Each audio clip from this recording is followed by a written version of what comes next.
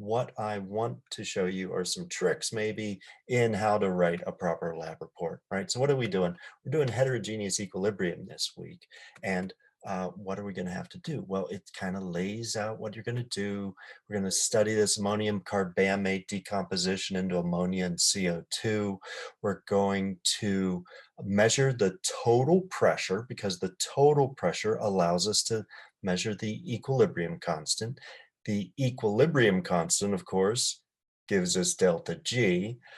The behavior of how the equilibrium constant changes with temperature can be used to determine delta H. And if we have delta H and delta G, we can determine delta S. All right, so we're going to get all the thermodynamic parameters for this reaction right here, right? And how are we going to do that? Oh, we're going to make a Van 't Hoff plot. We're going to plot ln k versus 1 over t to get the slope, and the slope will give us delta H, right? Okay, right. So now I know what I need to do more or less, right? And everything is described here. And in fact, everything that we need to do is described here. And we're going to write a report. Oh, how do let me get started on how to write a report. How am I going to write a report? Oh my goodness, I hate starting with a blank page. Oh, wait a second. There is a template of how to write a report. That's right here in the manual. If I go back to the beginning of the manual, I will find that there is a report. Man, Dr. K is so nice. He gave us a template of what a report should look like. Here it is, right? The report should always start with the title, then the date of when it was done, your name, and this format that we've got right here. Oh, wait a second. What if I copy that? Copy that and just make a new document, paste it right in there. That's an awful font. So let me turn it into a reasonable font. Times New Roman, make it 12 point everywhere. Great. Hey, I've already got like a real start on a report. Now, that's not the report I want to do because we're not going to do the Joule-Thomson experiment. Instead, we're going to do heterogeneous equilibrium. Oh, let me make sure I get the right name. And the easiest way to get the right name is just copy and paste it right out of there and stick it in here. All right, so now we've got the right report. I could make it bold again if I wanted to, whatever. Tuesday section, it's actually the 11th of November 2020. If it was Tuesday that I was actually doing it, it was on the 10th, right? So my name is not Blix Bargeld. Have met him, but that's not my name. So I'll put my name in there, right? Might even spell it properly. Okay, and now, oh, there's that first sentence. I wonder what I should put in the first sentence. Wonder if there are any clues to that. I know it's what I should be focused on. Oh yeah, here, in the introductory sentence, state the value of delta H, whether delta S is constant, and the table in which the delta G values from. Oh, wait a second. I'm going to remind myself that that's exactly what I want because the first sentence is supposed to be one sentence long, and it's supposed to guide me into what's really important about this, what I need to focus on. Oh, that's why we put it there. Now what I need is not how to determine the Joule-Thomson coefficient, right? No, that doesn't work, right? I instead want to focus on how I'm going to get these equilibrium, the thermodynamic parameters. Oh, look, they're pretty much all right here. So what I'm going to do is I'm going to just copy those, and maybe I can use that sort of as a template, right? I'm going to use that as a template for what I need to put in here. And then I can't use that directly, but I've got the equations there. Now I just need to rearrange them into how I'm going to determine the equilibrium constant from measuring the total pressure, right? The balanced chemical reaction helps me with that. I'm going to make the Van 't Hoff plot, and the slope is related to delta H. I want to describe that and how I get the delta G values from the equilibrium value. Yeah, and how I'm going to, I have to rearrange that equation. So that's what I would do. I would go back and look through that and then edit it appropriately, right? Which I've done here so that, right, we go to my document and I say, no, I'm not gonna, this isn't what I have to rearrange this a bit, and that's what I'm gonna do. And sure enough, boom, right, I'm gonna say, all right, this is the reaction that we're looking at. That's very important. And so I can write the equilibrium constant, and then I'm actually, instead of measuring the partial pressures, right, I'm going to measure the total pressure because I can relate the total pressure to K. So we're gonna make measurements of pressure, right? And if I have measurements of pressure, I can get K. If I have K, then I can measure delta G. Oh, I need the temperature as well, right? To get delta G, great. All right, so I explain how that works. And then delta H, we're gonna do that from the Van 't Hoff plot. The temperature dependence of K allows us to determine the standard molar enthalpy change, right? To do so, we use the Van 't Hoff equation there, which tells me, right, that a plot of ln K versus 1 over t should yield a straight line, and the slope of this line multiplied by minus r. Oh, I've explained my data analysis. I've explained why I'm taking the data I'm taking, and I've explained how I'm going to analyze it to get the equilibrium constant, delta G, delta H, and delta S. Wow, okay, great. So what else do I need? I've got that all set up. I need my data. I'll calculate from my data, right? The pressure versus temperature, equilibrium pressure versus temperature. And the apparatus to do that looks just like what we used for the vapor pressure experiment. There's a little bit different configuration of the bulbs there, but you're doing the same thing. Equilibrium pressure versus temperature, right? We need to make a Van 't Hoff plot. Oh, I need a plot, right? Plot of ln K versus 1 over t. That's one figure that I need. Definitely going to have some data, and from that data, right, my figure 1 is going to be a Van 't Hoff plot for the decomposition of ammonium carbamate. Good, that's one that I need right there. And that'll allow me to calculate delta H, calculate delta G, good, and delta S, calculate the non. I'll have to explain, there's going to be an error analysis here. It's going to be different. I'll have to explain that. I'll get there, right, in a moment. But let me first work out, is there anything else I'm plotting or tables that I need? Because Dr. Kolosinski always tells us what plots and tables I need, right? Make a plot of delta S. So there's going to be a second plot here. All right, so let's make some space for that. There's going to be a second figure, and it's going to be a plot of delta S versus temperature for the decomposition of ammonium carbamate. It requires error bars, and I better say in the caption what those error bars represent. They actually represent experimental uncertainty at the 95% confidence limit, right? Because that's what was requested. Okay, make a table. Oh, we need a table that includes temperature. Actually, maybe I'll write this down. It's temperature, inverse temperature, pressure in Kelvin, K and ln K. Okay, so we need all of those things. So I'm going to need, oh, this table isn't going to be the right table, right? This isn't going to be the right table here. That's not the one. It is going to be table 1. Tabulated data, but that's no, not the Joule Thompson. They're actually going to be the, there we go. All right, and I have a table. The table is going to be of temperature, and that's in Kelvin, of course.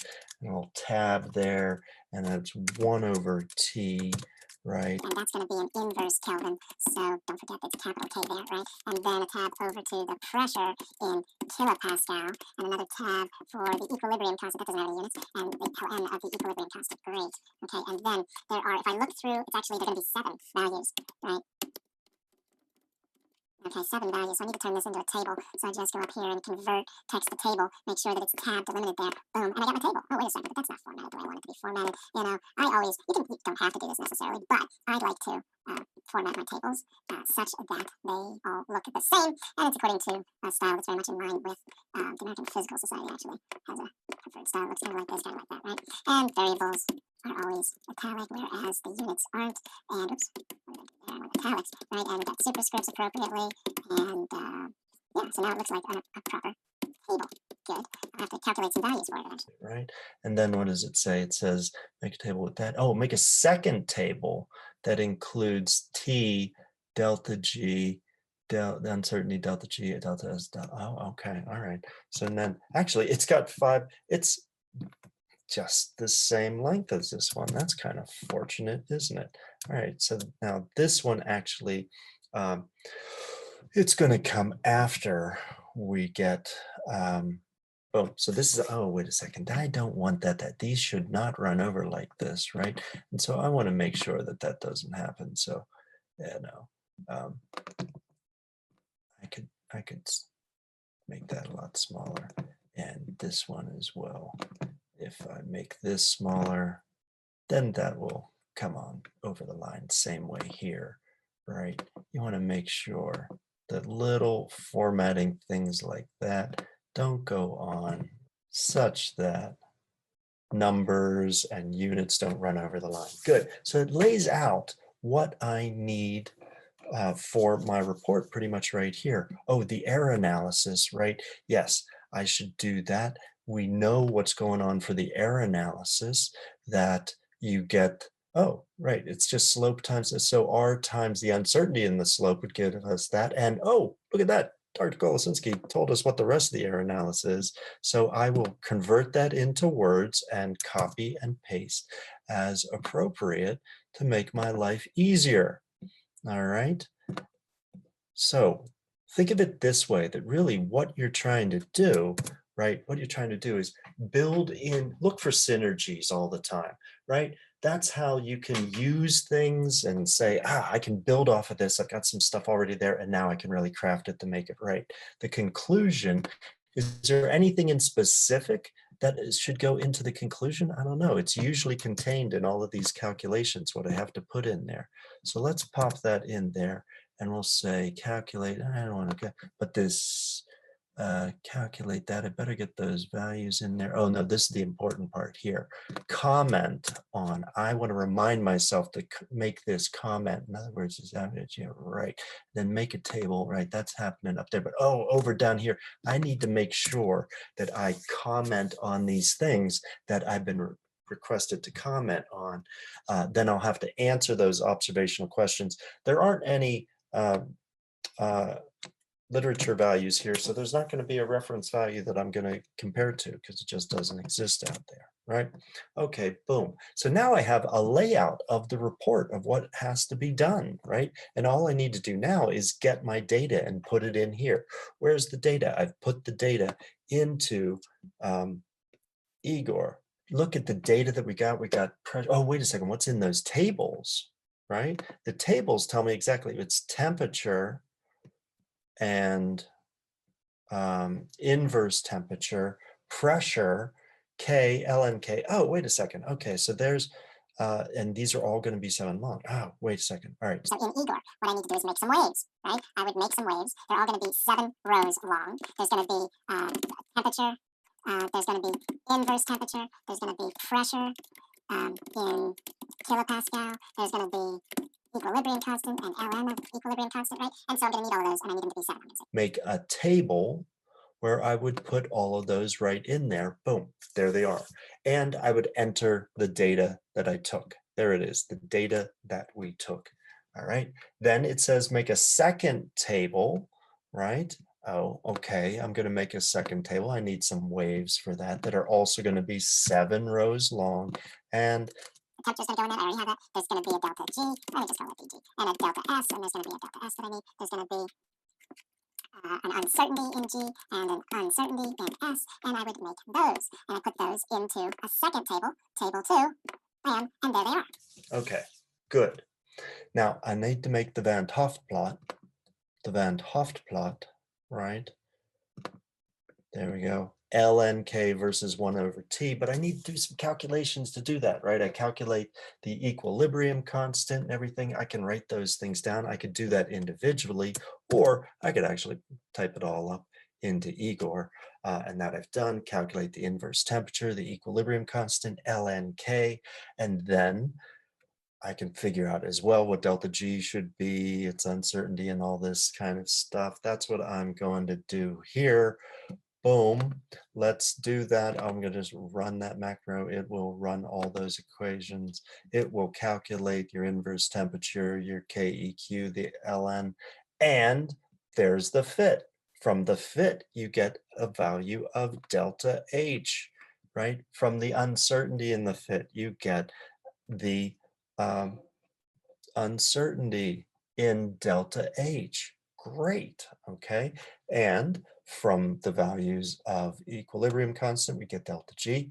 Uncertainty, the uncertainty, we could calculate that as well because we were told how to get the uncertainty in delta G from the pressure reading and the uncertainty there.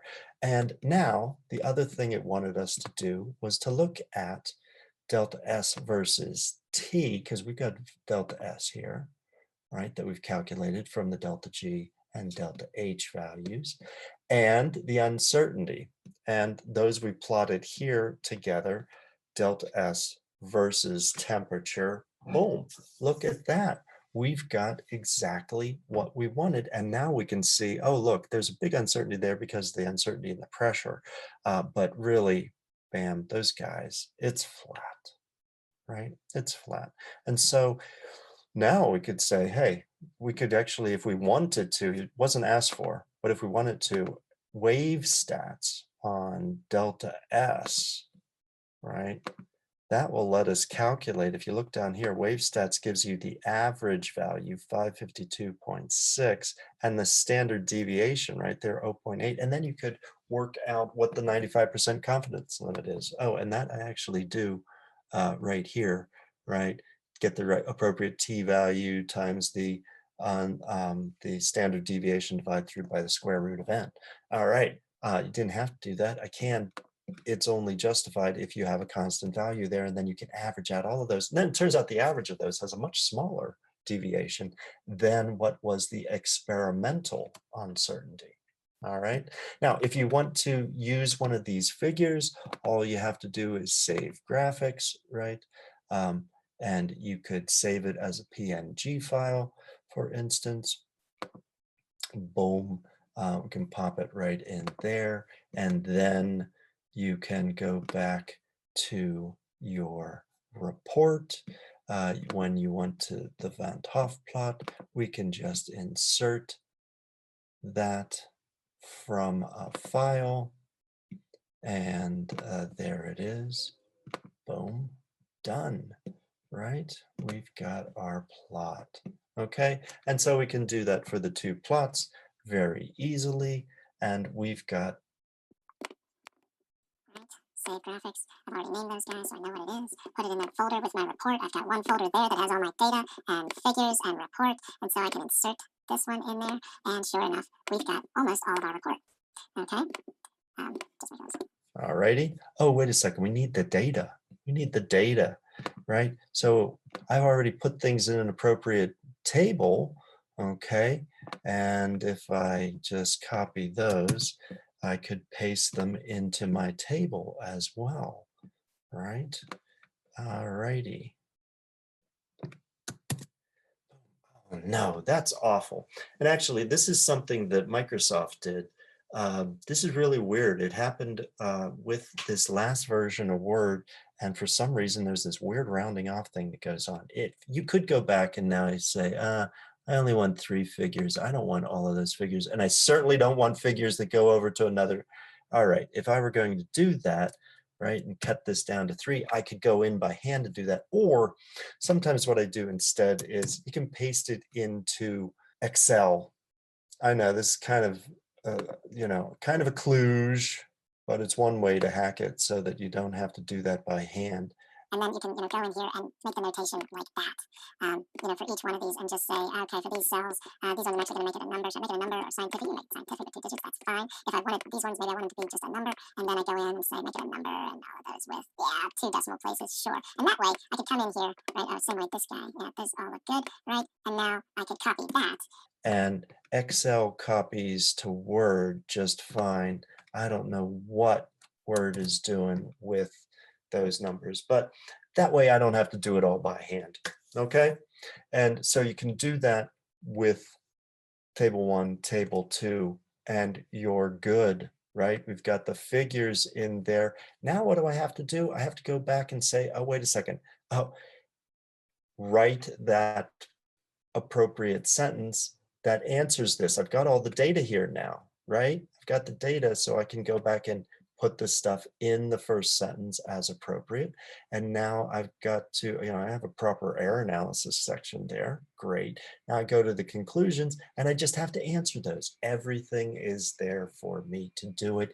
Use what's available in the manual, rearrange things, plot out what you have to do so that you know all the components are there, including copy out of here the questions that need to be answered. And that way you know you will do them.